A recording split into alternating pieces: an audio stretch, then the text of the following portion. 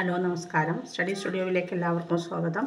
നമ്മളിന്ന് Sreenarayana Guru open university BA സോഷ്യോളജിയുടെ ancillary പേപ്പറായ വേൾഡ് ഹിസ്റ്ററിയിലെ ഒരു എസ്സേ ക്വസ്റ്റ്യനാണ് ക്ലാസ്സിൽ ഡിസ്കസ് ചെയ്യാം. ഒന്നോ രണ്ടോ എസ്സേ ക്വസ്റ്റ്യൻ നമുക്ക് സമയം കിട്ടുന്നതിനനുസരിച്ചുള്ള എസ്സേ ക്വസ്റ്റ്യൻസാണ് ഡിസ്കസ് ചെയ്യാൻ പോകുന്നത്.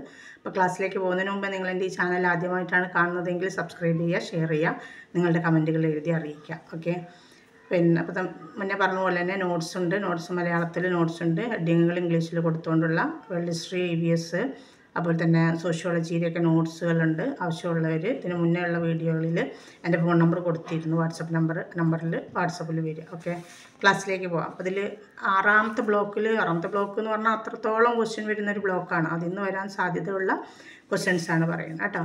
What is globalisation and discuss its characteristics and dimensions എന്ന് പറയും. എങ്ങനെയാണ്, എന്താണ് ആഗോളവൽക്കരണം, അതിൻ്റെ സ്വഭാവ സവിശേഷതകളും അതിൻ്റെ 3 മാനങ്ങളും എഴുതാനാണ്. അല്ലെങ്കിൽ എന്ത് ചോദിക്കാം, what is globalisation, discuss its consequences എന്ന് പറയും. അതിൻ്റെ പ്രത്യാഘാതങ്ങൾ എന്താണ്, ആഗോളവൽക്കരണം അതിൻ്റെ പ്രത്യാഘാതങ്ങൾ പിന്നെ ചർച്ച ചെയ്യുക എന്ന്. അപ്പോഴും നമ്മൾ എഴുതേണ്ട എന്താണ്, 3 ഡയമെൻഷൻസ് തന്നെയാണ് കേട്ടോ. അപ്പോൾ നോക്കാം നമ്മൾ എന്താണ് ആഗോളവൽക്കരണം. ആഗോളവൽക്കരണം എന്ന് പറയുന്നത് സമകാലിക മുതലാളിത്തത്തിൻ്റെ വ്യക്തമായ ഒരു പ്രകടനവും ഫലവുമാണ്. അത് പ്രാദേശികവും ദേശീയവുമായ വിപണികളെ കൂട്ടിയോജിപ്പിക്കുന്നതിന് ഒരു ലോക വിപണി സമ്പദ് വ്യവസ്ഥ ഉണ്ടാക്കുകയും ചെയ്യുന്നു. ആഗോളവൽക്കരണ പ്രക്രിയയിൽ ബഹുരാഷ്ട്ര കമ്പനികളും കോർപ്പറേഷനുകളുമാണ് പ്രധാന പങ്ക് വഹിക്കുന്നത്. ഇനി നമ്മളോട് ചോദിക്കുന്നത് എന്താണ്, അതിൻ്റെ ക്യാരക്ടറിസ്റ്റിക്സ് ആണ് അല്ലേ, ആഗോളവൽക്കരണത്തിൻ്റെ സ്വഭാവ സവിശേഷതകളാണ്. അപ്പോൾ അതിലേക്ക് പോകാം നമുക്ക്. ആഗോളവൽക്കരണം എന്നത് ലോക സമ്പദ് വ്യവസ്ഥകളുടെയും സമൂഹങ്ങളുടെയും സംസ്കാരങ്ങളുടെയും വർദ്ധിച്ചു വരുന്ന പരസ്പര ബന്ധത്തെയും പരസ്പര ആശ്രിതത്വത്തെയുമാണ് സൂചിപ്പിക്കുന്നത്. ലോകത്തിൻ്റെ സാമൂഹിക രൂപീകരണത്തിന് കാര്യമായ സ്വാധീനം ചെലുത്തിയ സങ്കീർണമായ ഒരു പ്രതിഭാസമായിട്ടാണ് ഇതിനെ കണക്കാക്കുന്നത്, ആഗോളവൽക്കരണത്തെ കണക്കാക്കുന്നത്. അതിൻ്റെ സവിശേഷതകളിലാണ് നമ്മളിതൊക്കെ പറയുന്നത്. അങ്ങനെയാണ് അതിനെ കണക്കാക്കുന്നത്. ഇതിന് പ്രധാന സ്വഭാവ സവിശേഷതകൾ താഴെ പറയുന്നു എന്ന് പറഞ്ഞിട്ട് നിങ്ങളിനി അതിൻ്റെ സ്വഭാവ സവിശേഷതകളിലേക്ക് പോകാൻ വേണ്ട കേട്ടോ. അപ്പോൾ ഒന്നാമത്തത് വർദ്ധിച്ച പരസ്പര ബന്ധം. ആഗോളവൽക്കരണത്തിൻ്റെ ഒന്നാമത്തെ സ്വഭാവ സവിശേഷത വർദ്ധിച്ച പരസ്പര ബന്ധം. ജനങ്ങൾ, സമൂഹങ്ങൾ, ദേശങ്ങൾ എന്നിവയുടെ പരസ്പര ബന്ധം ആഗോളവൽക്കരണത്തിൻ്റെ ഫലമായിട്ട് വർദ്ധിച്ചിട്ടുണ്ട്. അതിൻ്റെ ഒരു സവിശേഷതയാണ് ഇത്. ദേശീയ അതിർത്തികൾ മറികടന്ന് ആഗോള ശൃംഖലയുടെയും കമ്മ്യൂണിറ്റികളുടെയും ആവിർഭാവത്തിന് കാരണമായി. രണ്ടാമത്തെ അതിൻ്റെ സവിശേഷതയാണ് ഏകദാനകമാക്കുക, ഹോമോജനൈസേഷൻ എന്ന് പറയും. അതായത് ആഗോളവൽക്കരണ സാമൂഹ്യ പ്രക്രിയകളുടെയും സംസ്കാരങ്ങളുടെയും ഒരു ഐക്യത്തിലേക്ക്, അതിനെയാണ് ഏകദാനമാക്കുക, ഒരു ഐക്യത്തിലേക്ക് നയിച്ചു. പാശ്ചാത്യ സംസ്കാരവും മൂല്യങ്ങളും ജനകീയ മാധ്യമങ്ങളും മൾട്ടിനാഷണൽ കോർപ്പറേഷനുകളും ലോകത്ത് മുഴുവൻ സ്വാധീനിച്ചു. അതേസമയം ഇത് സാംസ്കാരിക വൈവിധ്യത്തിനും അതുപോലെ തന്നെ ആഗോള ഏക സംസ്കാരത്തിൻ്റെ ഉദയത്തിനും കാരണമായിട്ടുമുണ്ട്. ഇനി അതിൻ്റെ മറ്റൊരു സവിശേഷതയാണ് വർദ്ധിച്ച ചലനാത്മകത. എന്താണ് ചലനാത്മകത? മാറ്റം. ഇങ്ങനെയാണ് ജനങ്ങൾ, ചരക്കുകൾ, ആശയങ്ങൾ എന്നിവയുടെ വർദ്ധിച്ച ചലനാത്മകതയ്ക്ക് ആഗോളവൽക്കരണം ഇടവരുത്തിയിട്ടുണ്ട്. ഒരു രാജ്യത്ത് നിന്ന് മറ്റൊരു രാജ്യത്തേക്ക് അതിർത്തികൾ ഭേദിച്ചുകൊണ്ടുള്ള പ്രവാഹം, അതിനെയാണ് ഇവിടെ ചലനാത്മകത എന്നുള്ളത് ഉദ്ദേശിക്കുന്നത് കേട്ടോ. എന്തിനാണ് ജനങ്ങൾ, ചരക്കുകൾ, ആശയങ്ങൾ എന്നിവയുടെ വർദ്ധിച്ച ചലനാത്മകതയ്ക്ക് ആഗോളവൽക്കരണം ഇടവരുത്തിയിട്ടുണ്ട്. ഇത് അന്തർദേശീയ കമ്മ്യൂണിറ്റികളുടെയും ഐഡൻറ്റിറ്റികളുടെയും ഉദയത്തിനും അതിർത്തികളിലുടനീളം രോഗങ്ങളും പാരിസ്ഥിതിക പ്രശ്നങ്ങളും വ്യാപിക്കുന്നതിനും കാരണമായിട്ടുണ്ട്. നെഗറ്റീവും പോസിറ്റീവും പറയുന്നുണ്ട് നമ്മൾ ഒരേ സമയം കേട്ടോ.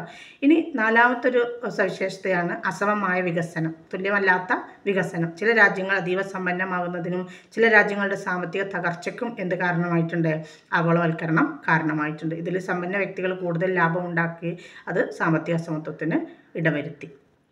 ഇനി അഞ്ചാമത്തെ അതിൻ്റെ സവിശേഷതയാണ് അധികാരത്തിൻ്റെ ചലനാത്മകത. എന്താ നോക്കുക, ആഗോളവൽക്കരണം ലോകത്തിലെ അധികാര ചലനാത്മകതയെ മാറ്റിമറിച്ചു. ബഹുരാഷ്ട്ര കോർപ്പറേഷനുകളും അന്തർദേശീയ സംഘടനകളും ദേശീയ നയങ്ങളിൽ കാര്യമായ സ്വാധീനം ചെലുത്തി. ഇത് ദേശീയ പരമാധികാരത്തിൻ്റെ അപജയത്തിന് അതുപോലെ തന്നെ സാധാരണ പൗരന്മാരോട് ഉത്തരവാദിത്തമില്ലാത്ത ആഗോള ഭരണഘടനകളുടെ ഉയർച്ച ഉണ്ടാകുമെന്നുള്ള ആശങ്കക്കും ഇടവരുത്തി. ഇങ്ങനെയാണ് കേട്ടോ. ഇനി നമ്മളതിൻ്റെ ഡയമെൻഷൻസ് അല്ലെങ്കിൽ കോൺസിക്വൻസസ് ആണ് നോക്കാൻ പോകുന്നത്. ആദ്യം പൊളിറ്റിക്കൽ ഡയമെൻഷൻസ്, രാഷ്ട്രീയ പ്രത്യാഘാതങ്ങൾ അല്ലെങ്കിൽ രാഷ്ട്രീയ മാനങ്ങൾ എന്ന് പറയാം കേട്ടോ. നോക്കുക, ആഗോളവൽക്കരണം ഒരു ബഹുമുഖ പ്രതിഭാസമാണ്. ആഗോളവൽക്കരണത്തിൻ്റെ ആഘാതം സന്ദർഭത്തെ ആശ്രയിച്ചാണ് നിലകൊള്ളുന്നത്. കാരണം അത് വ്യത്യസ്ത സമൂഹങ്ങളെ വ്യത്യസ്ത രീതികളിലാണ് ബാധിക്കുന്നത്. ആഗോള സംഭവങ്ങൾ പ്രാദേശിക തലത്തിലോ ലോക്കൽ തലത്തിലോ പ്രത്യാഘാതങ്ങളും സ്വാധീനങ്ങളും ഉണ്ടാക്കുന്നവയാണ്. മാത്രമല്ല രാഷ്ട്രീയമായി ആഗോളവൽക്കരണം ഭരണകൂടത്തിൻ്റെ കഴിവിനെ പരിമിതപ്പെടുത്തുന്നതുകൊണ്ട് ഭരണകൂടത്തിൻ്റെ പരമാധികാരത്തെ ഒരു പരിധിവരെ അത് ബാധിക്കുന്നുണ്ട്.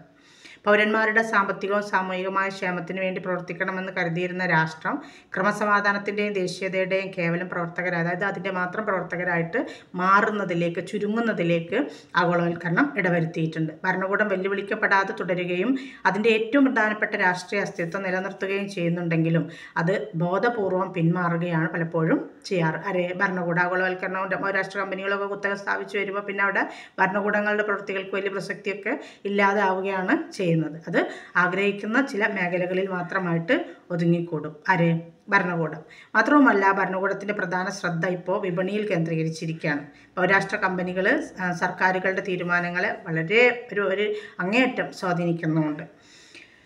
ഗവൺമെൻറ് തീരുമാനങ്ങൾ എടുക്കുന്നതിൽ ആഗോളവൽക്കരണത്തിൻ്റെ രാഷ്ട്രീയ പ്രത്യാഘാതത്തിന് പുറമെ ഭരണത്തിൽ പുതിയ സാങ്കേതിക വിദ്യ സ്വീകരിക്കാൻ തുടങ്ങിയപ്പോൾ അത് രാഷ്ട്രത്തിൻ്റെ കഴിവ് വർദ്ധിപ്പിച്ചു. സാങ്കേതിക വിദ്യയിലേക്കുള്ള പ്രവേശനത്തിലൂടെ അത് പൗരന്മാരുടെ അവസരങ്ങൾ വിരൽത്തുമ്പിൽ വിരൽത്തുമ്പിൽ വരെ എത്തിച്ചു. അതിൻ്റെ ഫലമായി രാഷ്ട്രം മുമ്പത്തേതിനേക്കാൾ സാങ്കേതിക വിദ്യ ഉപയോഗിച്ച് കൂടുതൽ ശക്തമാവാനും തുടങ്ങിയിട്ടുണ്ട്. ഇനി ഇക്കണോമിക് ഡയമെൻഷൻസ് ആണ്, സാമ്പത്തിക പ്രത്യാഘാതങ്ങൾ എന്തൊക്കെയാണെന്ന്. ആഗോളവൽക്കരണം ആഗോള സമ്പദ് വ്യവസ്ഥയെ അഗാധമായ വഴികളിലൂടെ മാറ്റിമറിച്ചിട്ടുണ്ട്.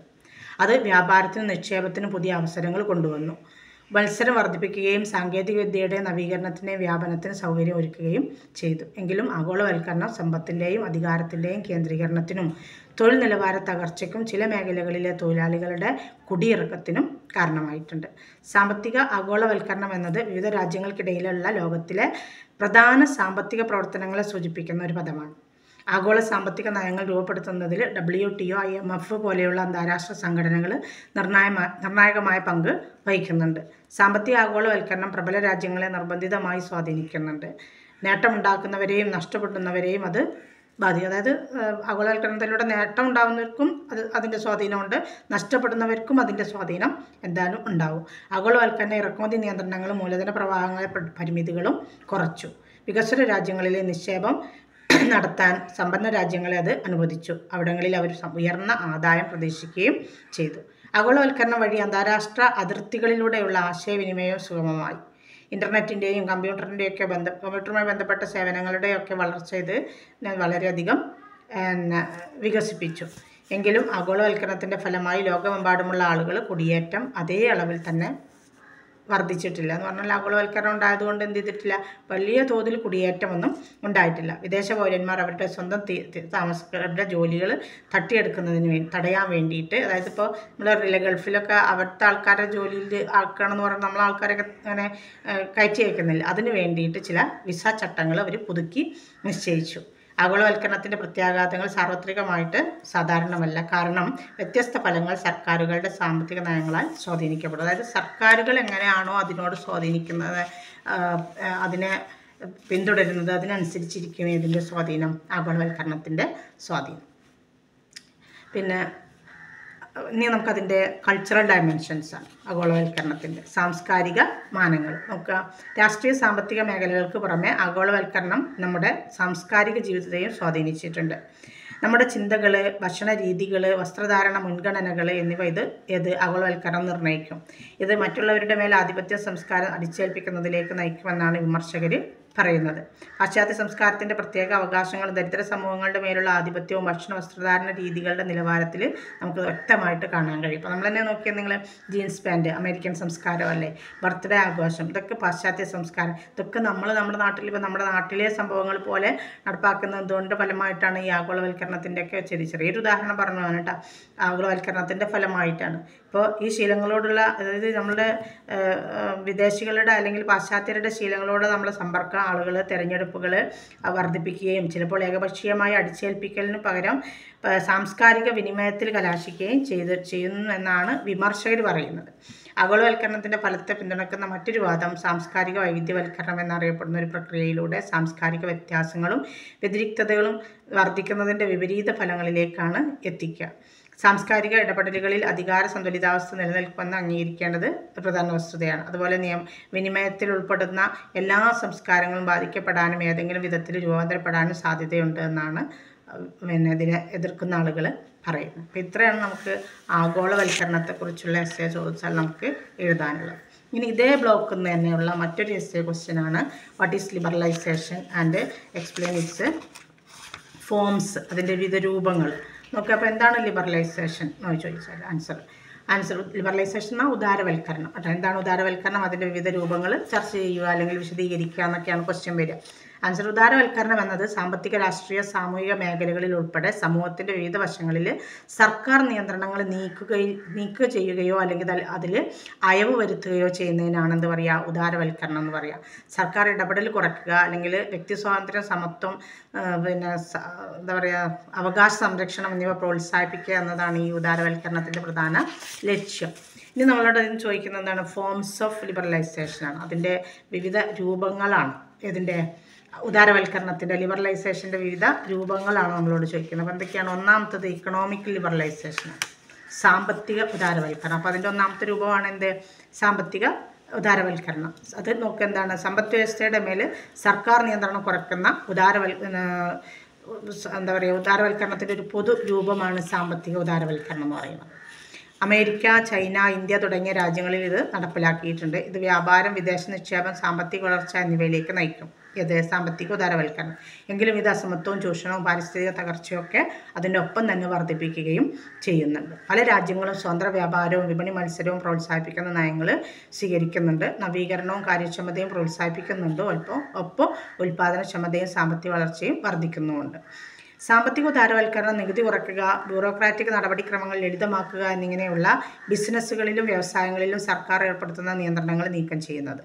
മറുവശത്ത് സ്വകാര്യവൽക്കരണം എന്ന് പറയുന്ന ഒന്നുകൂടിയുണ്ട്. അതെന്താണ്, സർക്കാർ ഉടമസ്ഥതയിലുള്ള സംരംഭങ്ങളുടെ നിയന്ത്രണങ്ങളൊക്കെ സ്വകാര്യ മേഖലയ്ക്ക് കൈമാറുകയും ചെയ്യുന്നുണ്ട്.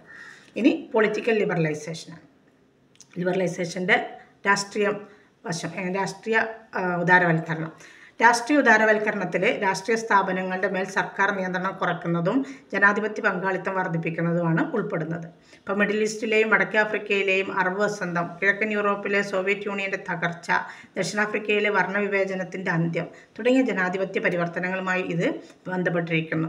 രാഷ്ട്രീയ ഉദാരവൽക്കരണം സാമൂഹിക രാഷ്ട്രീയവുമായ സ്ഥിരത, പൗരന്മാരുടെ ഇടപെടൽ, വ്യക്തിഗത അവകാശങ്ങൾക്കും സ്വാതന്ത്ര്യങ്ങൾക്കും നൽകുന്ന ആദരവ് എന്നിവ പ്രോത്സാഹിപ്പിക്കുന്നു എന്നാണ് അതിൻ്റെ വക്താക്കൾ പറയുന്നത്. ഇത് സങ്കീർണവും വെല്ലുവിളികൾ നിറഞ്ഞതുമായ ഒരു പ്രതിഭാസമാണ്.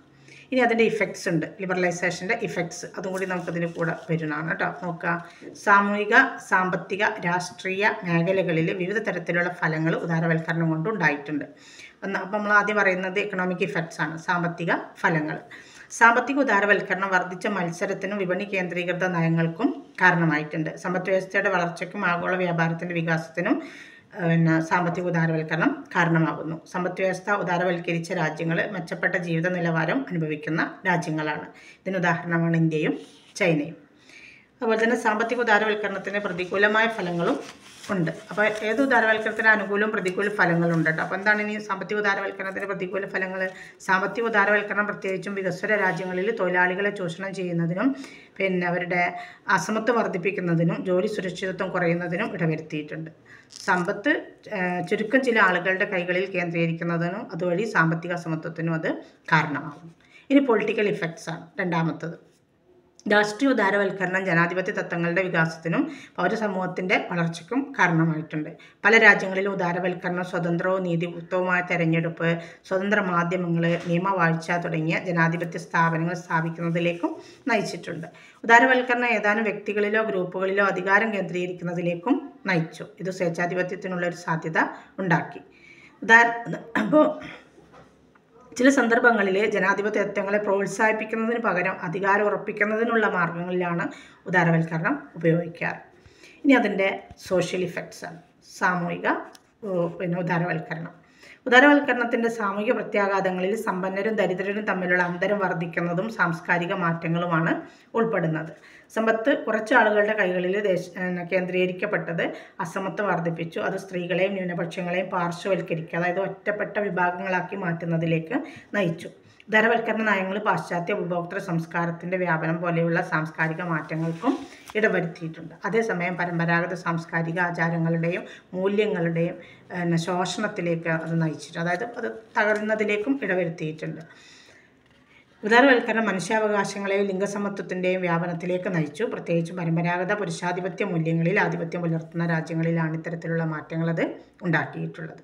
ഇത്രയാണ് നമുക്കതിൻ്റെ ഫോംസ് പഠിക്കാനുള്ളത്. അതിൻ്റെ ഇഫക്ട്സും ഫോംസും എന്താണ് ലിബറലൈസേഷൻ എന്നുള്ളതാണ് അതിൽ വരുന്നത്. അതത്രയും അതിൽ പഠിച്ചു വെക്കാം. ഓക്കെ.